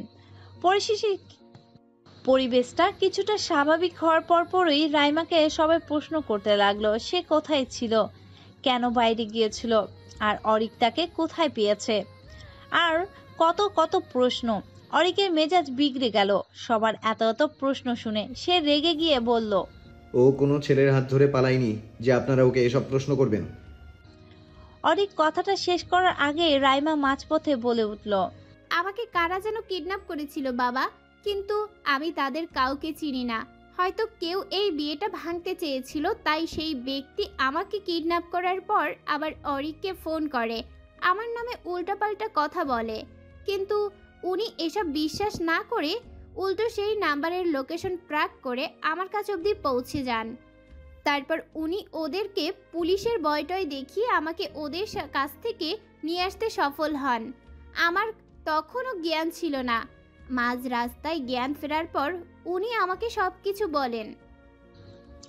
এত সব মিথ্যে বলে রাইমা নিশ্চুপ হয়ে যায়। তার নিজেরই বিশ্বাস হচ্ছে না যে সে এক নাগারে এত মিথ্যা বলে ফেলেছে, তাও আবার এই মানুষগুলোর জন্য। অরিক নীরব দুজনেই হতভম্ব হয়ে গেছে রাইমার কথা শুনে। এদিকে সবাই আবার অনেক উত্তেজিত হয়ে পড়লো এসব কথা শুনে। রাইমার বাবা অরিককে জিজ্ঞেস করলো, বাবা, ওই লোকটা কে ছিল? ও কেন আমার মেয়েকে কিডন্যাপ করেছে? কিছু বলেছে তোমাকে? অরিক ইতস্তত কণ্ঠে বলল, আঙ্কেল, আসলে ওর সাথে এত কথা আমরা বলিনি। আমি আর নীরব গিয়েছিলাম, গিয়েই আমাদের মধ্যে ছোটোখাটো মারামারি লেগে গেছিল, কিন্তু ও একা থাকায় আর পারেনি আর কি, তাই পালিয়ে যায়। আমরা তখন রাইমাকে নিয়ে ব্যস্ত হয়ে পড়ায় আর ওর কথা মনে ছিল না। রাইমা বাঁকা চোখে অরিকের দিকে তাকায়। অরিক অপ্রস্তুত হয়ে পড়ে তাতে, জিভ দিয়ে ঠোঁট ভিজিয়ে অন্যদিকে চোখ ফিরিয়ে নেয়। আর রাইমা তখন মনে মনে বলে, একটু সুযোগ দিয়েছি বলে নিজেকে এখন হিরো বানিয়ে ফেলছেন। এত ঝামেলা শেষে এবার কিছুটা শান্ত হলো সবাই। দুই পরিবারের মধ্যে আবারও কথোপকথন হলো এবং তারা আবারও হাসি মুখে বিয়ের জন্য প্রস্তুত হলেন। কিন্তু রাইমা হঠাৎ বলে ওঠে, আমার অরিকের সাথে কিছু কথা বলার আছে, তারপর আমরা এই ব্যাপারে আমাদের সিদ্ধান্ত জানাবো। রাইমা আর অরিক মুখোমুখি দাঁড়িয়ে, দুজনের চোখ মুখ বিষণ্ণ হয়ে আছে। অরিকের গায়ে সাদা পাঞ্জাবিটা দেখে রাইমা মৃদু হাসলো, তবে সে হাসির কোনো প্রাণ নেই। রাইমা অনেকক্ষণ সময় নিল। অরিক তার মুখ পানে চেয়ে রইল কিছু শোনার অপেক্ষায়। রাইমা এক পর্যায়ে তপ্ত নিঃশ্বাস ছাড়ল। অরিকের দিকে তাকিয়ে নির্লিপ্ত কণ্ঠে বলল, আপনি বলেছিলেন না আপনাকে শাস্তি দেওয়ার কথা? বলেছিলেন আমি যেন আপনার বন্ধুকে ক্ষমা করে দেই, যা শাস্তি দেওয়ার আপনাকে দেই। তবে তাই হোক, আমি ক্ষমা করে দিব আপনার বন্ধুকে, তবে তার বিনিময়ে আমার একটা শর্ত আছে। অরিক চোখ বুজে নিঃশ্বাস ছেড়ে বলল, কি শর্ত? রাইমা চোখ মুখ শক্ত করে তার দিকে তাকালো, জিভ দিয়ে ঠোঁট ভিজিয়ে গম্ভীর সুরে বলল, আপনাকে এখন বাইরে গিয়ে সবার সামনে সব সত্যিটা বলতে হবে। আপনি আমার সাথে যা যা করেছেন সব। আর এই সমস্ত কিছু শোনার পর যদি আপনার আর আমার পরিবার আপনাকে ক্ষমা করে দেয়, তবে আমিও আপনাকে ক্ষমা করে দিব। কিন্তু তার জন্য আগে আপনাকে এই কথাগুলো সবাইকে বলতে হবে। আর এটাই আপনার শর্ত, কিংবা আবার শাস্তিও বলতে পারেন। অরিক স্তব্ধ হয়ে গেল। এবার তার কি বলা উচিত? তার মস্তিষ্কে নিউরনগুলো তো কোনো সঠিক উত্তর পাচ্ছে না। মাথাটা ফাঁকা ফাঁকা লাগছে। এসব কথা শোনার পর তার মায়ের কি অবস্থা হবে সেটা ভেবে তার বুক কেঁপে উঠেছে। বুকের ভেতরে হৃৎপিণ্ডটা ক্রমাগত তার স্পন্দন বাড়িয়ে যাচ্ছে। ভয় হচ্ছে খুব, কিন্তু তাও সে মেনে নিল, নিজেকে মানিয়ে নিল, বুঝে নিল অন্যায় করলে শাস্তি পেতেই হবে। আর তারও শাস্তি পাওয়ার সময় চলে এসেছে। তাই সে ঠিক করলো বলে দিবে সবাইকে সবটা। সত্যি যতই তেতো হোক না কেন, সবাই ঠিকই বাধ্য হবে সেটা হজম করে নেয়। আর এই মানুষগুলো সেটা পারবে, যে মানুষগুলো অধীর আগ্রহে বাইরে অপেক্ষা করে চলেছে তাদের মতামত শোনার জন্য। অরিক জোরে দম নিল, হাত দিয়ে কপালের চুলগুলো পেছনে ঠেলে দিয়ে বলল, ঠিক আছে, আমি সবাইকে সবটা বলবো।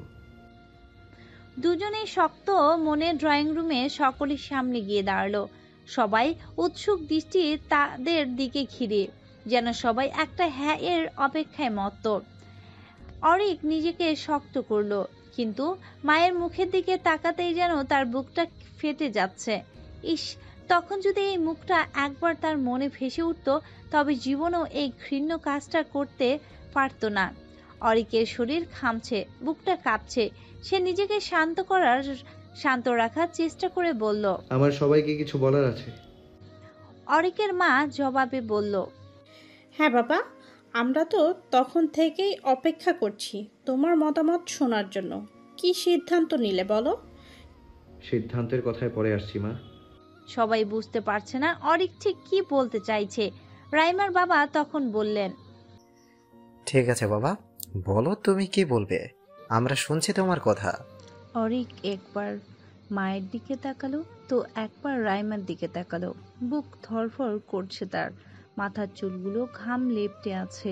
অরিক চাপা দীর্ঘশ্বাস ফেলল, নিজেকে সর্বোচ্চ কঠিন করে বলল, মা, আমি অনেক বড় ভুল করে ফেলেছি। আমি জানি তুমি আমার সেই ভুলের কথা জানার পর আমাকে কখনোই ক্ষমা করতে পারবে না, তাও ক্ষমা চাচ্ছি। শুনেছি সন্তান হাজারটা ভুল করার পরও মা তাকে ক্ষমা করে দেয়, তাই ক্ষমা চেয়ে নিলাম। যদি পারো কোনোদিন আমায় ক্ষমা করে দিও। অরিকের মা হতভম্ব হয়ে তার ছেলের দিকে চেয়ে রইল। কি বলছে সে? তার মাথায় কিছুই ঢুকছে না। তাই রেগে গেলেন তিনি, ধমক দিয়ে বললেন, কি সব বলছো বলো তো? কি অন্যায়ের কথা বলছো? আমি তো কিছুই বুঝতে পারছি না। বলছি মা, সবটা বলছি। মা, 1 মাস আগে এক রাতে আমি বলেছিলাম না আমি আজ রাতে নীরবের বাসায় থাকবো। সেই রাতে আমি নীরবের বাসায় না থেকে পার্টিতে চলে যাই। সেখানে অনেক মানুষ ছিল, আর আমাদের বয়সী ছেলেমেয়েরা সব তখন নাচ গান আর ড্রিঙ্ক করাতে ব্যস্ত ছিল। ওই সময় আমিও এসব খেয়ে ফেলি, অনেকটাই খেয়ে ফেলি। আর তারপর আমার মাথা কাজ করা বন্ধ করে দেয়। সারা রাত উন্মাদের মতো নাচানাচি আর ড্রিঙ্ক করার পর ভোরের দিকে আমরা সেখান থেকে বের হই। আর তখন সেই রাস্তায় রাইমাও ছিল, হয়তো সেই পথেই কোথাও যাচ্ছিল। নেশাগ্রস্ত থাকায় তখন একা রাস্তায় একটা মেয়েকে দেখে আমি টিজ করে বসি। টিজ আবার কি? আচ্ছা। আর রাইমা তখন রেগে যায়, আর রেগে গিয়ে সে আমাকে একটা চড় মেরে বসে। সেই চড়টাই আমার মস্তিষ্ককে পুরোপুরি বিগড়ে দেয়। আর তখন আমি রাগের বসে ওকে আমি রেপ করে বসি। আর এই কথাটা ও কাউকে বলেনি। ওর বাবা মা কষ্ট পাবে বলে ও নিজের মনেই সবটা চেপে রেখেছিল। মা, তোমার ছেলে একজন ধর্ষক। এবার তুমি তোমার ছেলেকে শাস্তি দাও মা, খুব কঠিন শাস্তি দাও। অরিকের কণ্ঠ থেমে যায়, আর পারছে না সে। শ্বাস নিতেও কষ্ট হচ্ছে। তার গালের উপর উষ্ণ কিছু স্পর্শ পেতেই সে অনুভব করে সে কাঁদছে। পুরো বাড়ি জুড়ে পিনপতন নীরবতা কাজ করছে। প্রত্যেকটা মানুষ যেন নিষ্প্রাণ হয়ে দাঁড়িয়ে আছে কেবল। রাইমা তখন তার বাবা মাকে কাছে গিয়ে দাঁড়ায়, ভেজা গলায় বলে উঠে, মা, বাবা, তোমরা আমাকে ক্ষমা করো। সেদিন পারিনি। আমি তোমাদের কাছে কিছু বলতে, মনে হচ্ছিল তোমরা সহ্য করতে পারবে না, কিন্তু কতদিন আর লুকিয়ে রাখতাম বলো। আর যে পারছিলাম না, তাই আজ ওনাকে দিয়েই ওনার সত্যিটা, অন্যায়টা সবার মাঝে আনি। সেদিনের রাতটা আমার জীবনের সবচেয়ে ভয়ানক রাত ছিল। আগের দিন ভার্সিটি বন্ধ দেওয়ায় ভেবেছিলাম কাউকে কিছু না জানিয়ে চলে এসে সবাইকে সারপ্রাইজ দিব। তাই রাতে ট্রেনেই বেরিয়ে যাই। আর পৌঁছাতে রাতের শেষ প্রহর এসে পড়ে। চারিদিকে যখন নতুন এক দিনের সূচনা ঘটছিল, অন্ধকারের পর যখন আবারও পৃথিবীর নতুন আলোতে সাজতে প্রস্তুতি নিচ্ছিল, ঠিক সেই সময় আমার জীবনের আলোটা নিভে যায়। আমার দিনটা অন্ধকারে ঢেকে যায়। আমি কখনো ভাবিনি মা বাবাকে সারপ্রাইজ দিতে এসে আমার জীবনেও এত বড় সারপ্রাইজ ঘটে যাবে। আমি ওই রাতটা কখনো ভুলতে পারবো না। তবে তোমাদের জন্য জীবনের ওই কালো অধ্যায়টাকে সাথে নিয়েই এগিয়ে যেতে পারবো। এবার তোমরাই সিদ্ধান্ত নাও, আমার এখন কি করা উচিত। নিস্তব্ধতায় বুক চিরে রাইমার গালে গগন বিদারী কান্নার শব্দ শোনা গেল। সেই কান্নার তীক্ষ্ণ সুর সকলে হৃদয়কে যেন খান খান করে দিচ্ছে। রাইমা এবার আর মাকে আটকালো না। মায়ের সাথে সেও চিৎকার করে কাঁদতে লাগলো। এই মুহূর্তটার অপেক্ষায় সে ছিল যে কবে সে একটু মন খুলে কাঁদতে পারবে। তবে তার মায়ের বুকে মাথা রেখে তার কষ্ট লাগলো করতে পারবে। এবার কষ্ট লাঘব করতে পারবে। এবার শান্তি পাচ্ছে সে, ভীষণ শান্তি। রাইমার পরিবারে সবার চোখ থেকেই সবার তরল জল পড়ছে। তারা যেন এখনো বিশ্বাস করতে পারছে না কিছু, এত কিছু হয়ে গেল এই মেয়েটার সাথে, অথচ তারা কেউ কিছু বুঝলো না। নিজেদের বোকামিতে নিজেরাই এখন মাথা চাপড়াচ্ছে। রাইমার মামা চাচারা রেগে গিয়ে অরিককে মারতে পর্যন্ত গিয়েছিল, কিন্তু রাইমা বাধা দেওয়ায় আর পারেনি। অরিক এখন স্তব্ধ হয়ে দাঁড়িয়ে আছে। ওইদিকে লিমা সোহরাব কাঁপা কাঁপা হাতে তার ফোনটা হাতে নিলেন, তারপর কার একটা নাম্বারে কল করে বললেন, আমার ছেলে একজন ধর্ষক, আপনারা এসে তাকে গ্রেপ্তার করুন। আমি সহ আমার ছেলে এই জায়গায় আছি, আপনারা প্লিজ চলে আসুন। সবার বুঝতে বাকি ছিল না তিনি কাকে কল দিয়েছেন। সকলে এবার শান্ত হন। অরিকের মা বোন নীরব হয়ে বসে আছে। তারা আজ থেকে এক ধর্ষকের মা আর বোন। কথাটা ভাবতেই কলিজা কেঁপে উঠল তাদের। তাও একটা শব্দও করল না কেউ। অরিক এক পলক মায়ের দিকে তাকিয়ে আবার চোখ নামিয়ে ফেলল। তার মনে হলো সে আর তার এই মুখ কোনোদিন মাকে দেখাতে পারবে না। পুলিশ এলো, তদন্ত করলো অনেক। অরিক আবারও তার শব্দ স্বীকার করলো। মায়ের সামনে তার ছেলেকে গ্রেপ্তার করে নিয়ে যাওয়া হলো। ছেলের বিয়েতে এসেছিল এক বুক আনন্দ নিয়ে, সেই আনন্দ এখন বিষাদে পরিণত হয়েছে তার। তিনি এখন বাড়ি ফিরে যাবেন, তবে শূন্য বুকে। একজন ধর্ষকের মায়ের তো এটাই প্রাপ্য। যাওয়ার আগে রাইমার পরিবারের প্রত্যেকটা মানুষের কাছে তিনি ক্ষমা চেয়েছেন, আর তারাও তাকে ক্ষমা করে দিয়েছেন। অরিক বর্তমানে জেলে। রাইমার বলা শেষ কথাগুলো এখনো তার মস্তিষ্কে বিচরণ করে। কি পরিমাণ কষ্ট পেলে একজন মা তার ছেলেকে নিজে পুলিশের হাতে তুলে দেয় জানেন? হয়তো জানেন না, কিন্তু আজ থেকে জানবেন। আমি আপনাকে চাইলেই ক্ষমা করে দিতে পারতাম, কিন্তু আমার বিবেক আমাকে সেটা করতে দেয়নি, তাই আমি বাধ্য হয়েছি এত কিছু করতে। পারলে আপনি আমাকে ক্ষমা করে দিবেন, আর আমি আশা করি আল্লাহ আপনাকে ক্ষমা করে দিবেন হয়তো।